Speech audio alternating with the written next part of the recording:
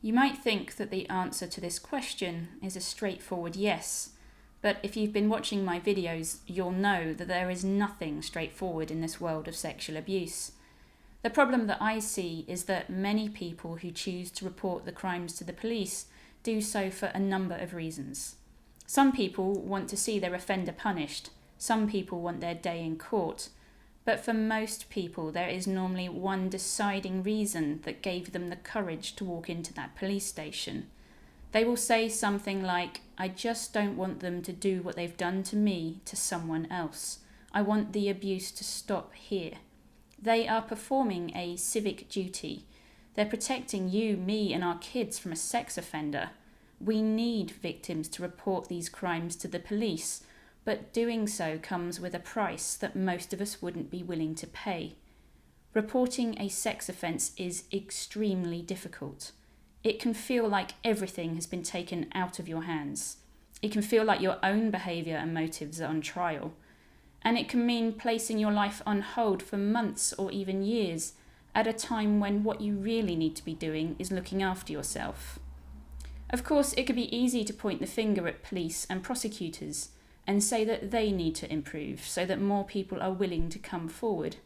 This is true, there is always room for improvement, but even if the police and prosecutors had the perfect training, the perfect attitudes and the perfect system, there is still one massive stumbling block: the jury.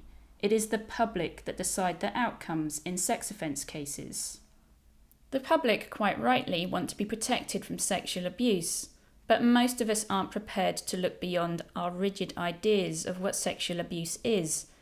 We like to cling to our ideas of strangers in alleyways and paedophiles in playgrounds because that helps us avoid a much more uncomfortable truth: that most people, around 90%, are abused by somebody they know, that most people do not fight their attacker, they freeze, and that sex offenders do not look like monsters, they look like the kind of people we love, trust and admire. And so when a case doesn't fit our rigid ideas of what sexual abuse should look like, what do? We don't see the victim as a brave person who is trying to protect the public. Rather than open our eyes to the truth, a significant number of us would prefer to believe that the victim is lying, or that they're foolish or mistaken. We don't want to believe what the victim is saying because we are afraid to believe what the victim is saying. It is very hard for victims of sexual abuse to get justice when they're fighting against our fears. So if someone was to ask me whether or not they should go to the police, I wouldn't want to point them in either direction. I would want them to have all the information they needed so they were able to make an informed choice. In many countries, and certainly in the UK, there are people who can help you with this. They can get you all the information you need so that you can make a choice that's right for you.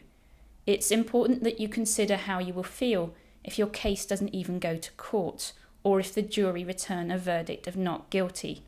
It's important that you know that the process is likely to be hard, but here's the thing I've learned in the years that I've been working with people who've experienced sexual abuse. They are amongst the most courageous people that I have ever met. I met a woman recently who had decided to report a rape to the police. She told me that she knew the process was going to be hard and that the jury may not believe her. But she told me that even though the system was broken, and even though public attitudes to rape victims were broken, she wasn't broken. Her rapist wouldn't go free because she didn't have the courage to play her part. That's how courageous victims of sexual abuse need to be. We can't expect everybody to be that brave, and they shouldn't need to be. If we want victims of sexual abuse to play their part in keeping us and our families safe, we need to play our part in supporting them. We need to open our eyes to the realities of sexual abuse in case one day it's us sitting on that jury.